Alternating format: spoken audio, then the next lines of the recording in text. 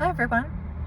During the pandemic, I had started a series of tarot channel readings, what I called my tarot channel, and I am ready to resume that series. So I'll be posting tarot readings here on Instagram as well as on YouTube and TikTok, and they probably won't all be the same. It'll probably be a variety of different readings, but I will repost at different apps, on different apps as well.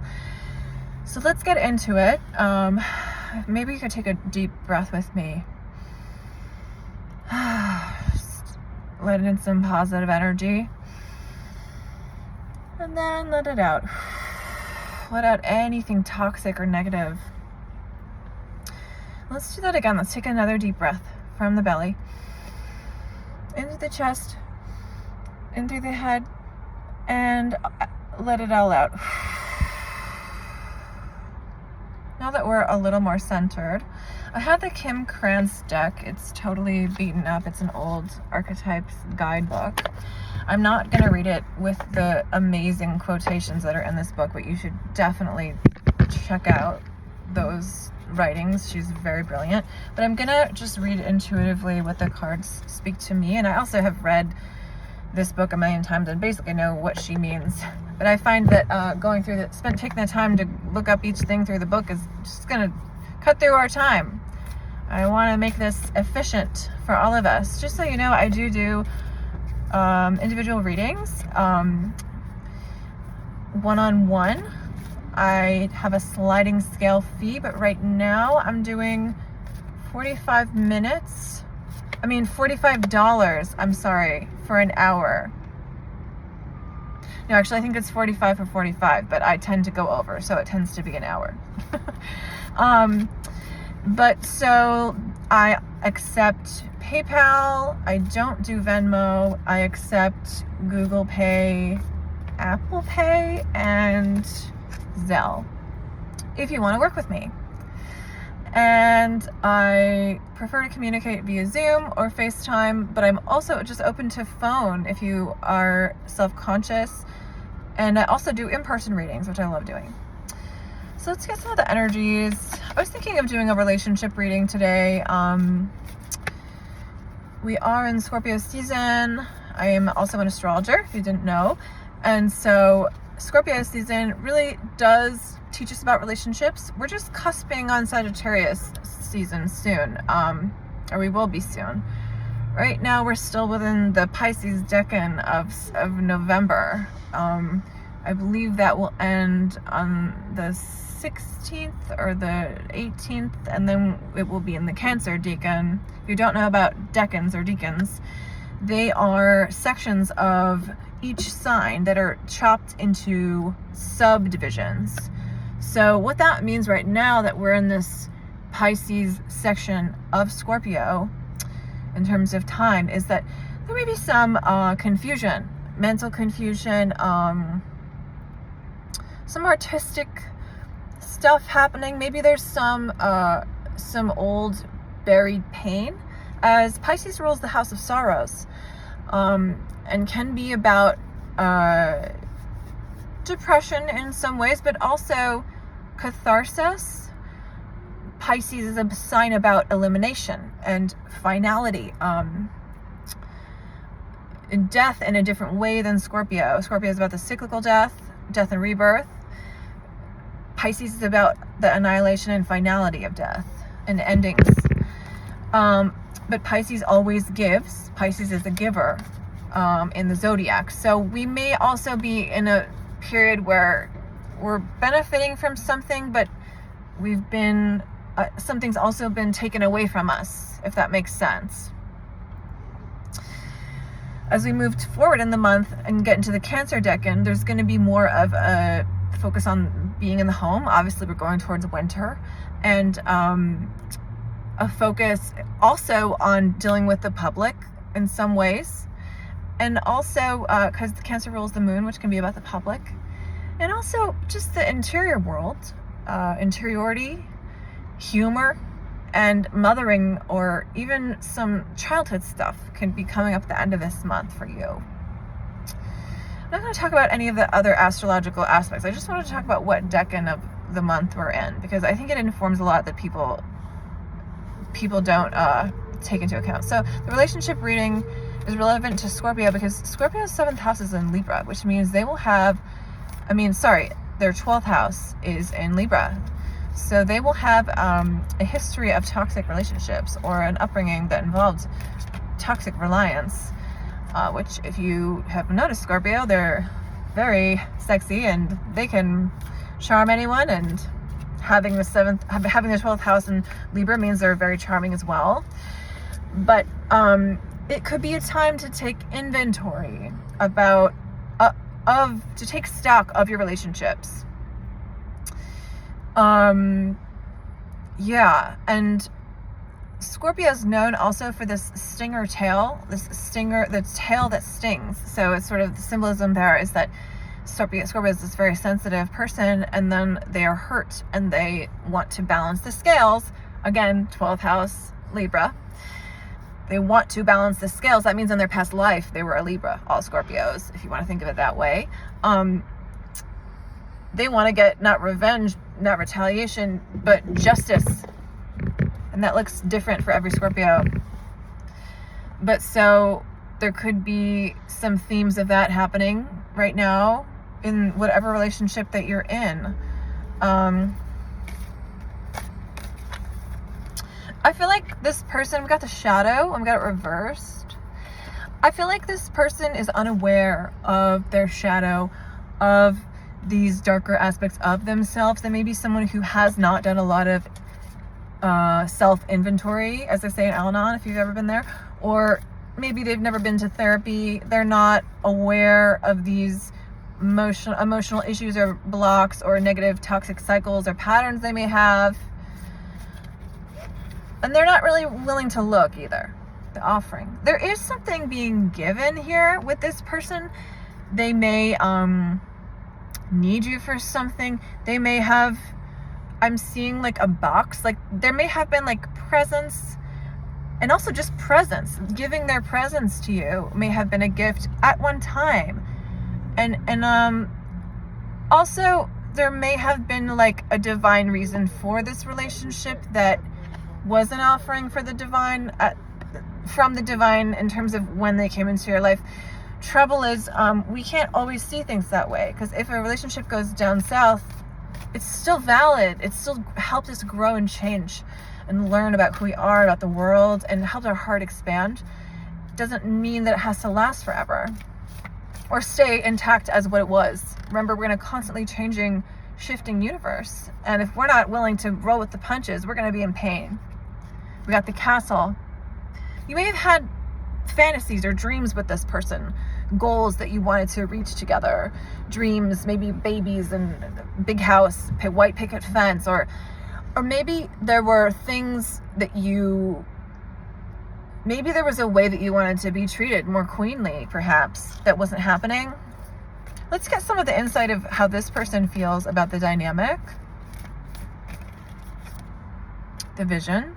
And we got it reversed. So this person can't really see right now. They're not able to, it's like they're wearing goggles that have like UV covering if you're going tanning or something, and trying to like see out in the world. Or maybe they have aviator goggles on them.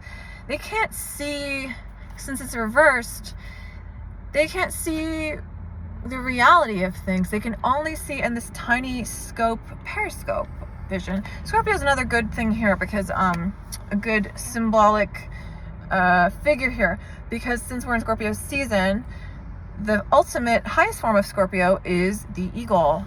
I think this is an owl, but the eagle, well, the owl is related to Minerva and wisdom. Minerva is Athena, and wisdom and arts, the art of war is what Athena was really skilled at. But also the eagle with the Scorpio is the evolved Scorpio that it's no longer a scorpion. It no longer stings to get what it wants with malicious intent, out of self-protection. It sees from above, from a once removed perspective, looks down upon humanity after all the trauma and chaos and turmoil that it's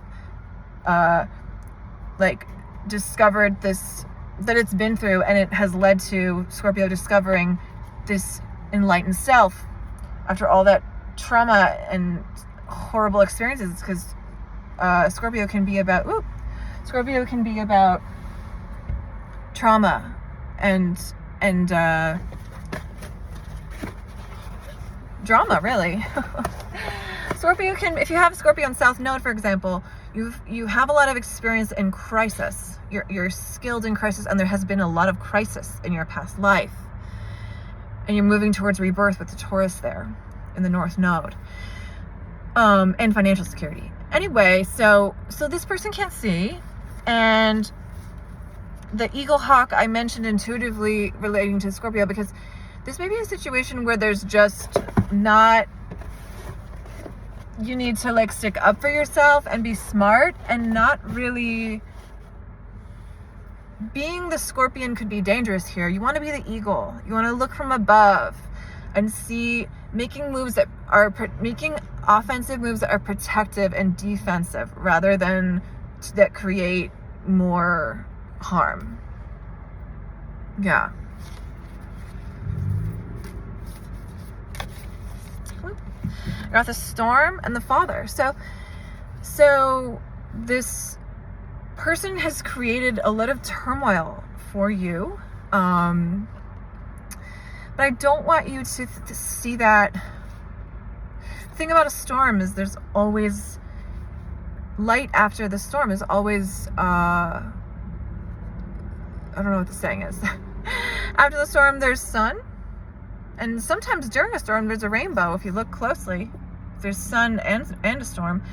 But this storm having to do with the Father, I want to say that there's some father issues that are brought up by this person. Like maybe you had an absent father or a passive father. Maybe you had like a negative relationship. But the touch point here, interacting with this person, the sort of emotional storms that they bring you, is actually meant to help you learn about your relationship and your dynamic with your father. Let's get one last closing thought, and then I might ramble for a little bit.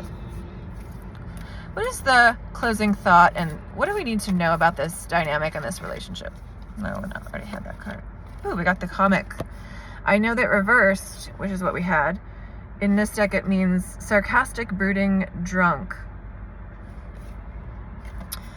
I'm gonna read that as, this person is not, when I dip into their energy, it's like, it's almost like there's someone who has no skin. They are very sensitive, this person you're dealing with, and they are constantly anxious. And yes, they may be drunk, they may have addiction problems, and the comic reverse to me is someone who is not laughing. They're not having a good time in life. They're seeing the downside of life, and the glass half empty. And you came in with your power and your joy, and that was threatening for them. I know I said that was the last card. Let's get one last healing card, since that card was little. We got the Sustainer. So this situation, this dynamic with whoever this may be, this is teaching you about your inner strength. And again, here we go back to the Scorpio season thing. Scorpio is about strength. Scorpio is about transformational strength. Scorpios change environments, change energies of people. They bring change. And they are, what I'm saying is, being strong like a Scorpio means being able to have something for yourself that is sustainable. What is sustainable? Maybe this relationship is not sustainable, but maybe there's something within you that is, maybe your connection with the divine. Maybe, I just want to say, no, that is what's sustainable here. Your connection with spirit, with God, and whatever else you may believe in, fairies, whatever you want, angels, your connection with the divine that chooses what happens. We don't choose what happens. And there's a saying, if God allowed it, it's meant to happen. I know that can really upset some people because there's some pretty wild things that have happened in the history of time. But if we think of it that way, the macrocosm can be overwhelming. Why did the Holocaust happen? Why did World War II happen? Why did Chernobyl happen? Why did just thinking of horrible events, like why did Stalin kill millions of people? Why does North Korea have their country the way it is? I'm sorry, I'm just saying these are horrible things. Why is there cancer? Why do people die young?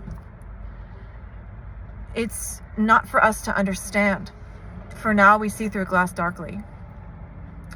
And then we'll be known all at once. Once we die, then we can see our lives from a spiritual perspective and in retrospect. Right now, we're in the thick of it. And similar to that earlier card about poor vision, we may need to adjust our vision of the world and of people's wounds. That people are really wounded, and not to take that personally, but also to protect ourselves from that. So, yeah, I hope you have a great day, and thanks so much for tuning in. If you're interested in getting a reading, please email me at plperlwitz. I'll put the info below at gmail.com, and I'll get back to you, and we can plan a session from there. Sorry, after channeling, I get a little crazy. A lot of energy, and I really wish you a peaceful day, a namaste day. I heard this great quote from Henry David Thoreau today that was about not letting small things get us down. You know, it was sort of something like there may be acorns or leaves on our path that we don't want there that are making us trip or something, but we're gonna keep going and persevere. I also had, just as a long reading, because I went to this meaningful Al-Anon meeting today, and so there's a slogan in Al-Anon that is first things first, and at my share time, I brought up, because I was raised Catholic, if you know the Mary Martha story, that Jesus comes to the home of two of his followers, Mary and Martha, in a town, and they are thrilled to have him, and one of them is so concerned with the preoccupations of, she's so worried about having everything perfect for the people that are coming to see Jesus in her house. She's trying to clean and cook, and her sister is just chilling, and she says, Jesus, why aren't you making her do anything? And he says, basically, she's chosen what's right for her and what is the right thing for now. And then they both pray at Jesus' feet, because the most important thing is that you are centered and clear in yourself, whether you believe in Jesus or not, whether you're Jewish, whether you're Hindu, forget about following Christianity. This story of honoring our mental health, our inner peace before we get to those worldly tasks. Because if we go and attack what we have to do, this to-do list, without being grounded, we're not going to get anywhere. So, thanks, and I hope you have a great day.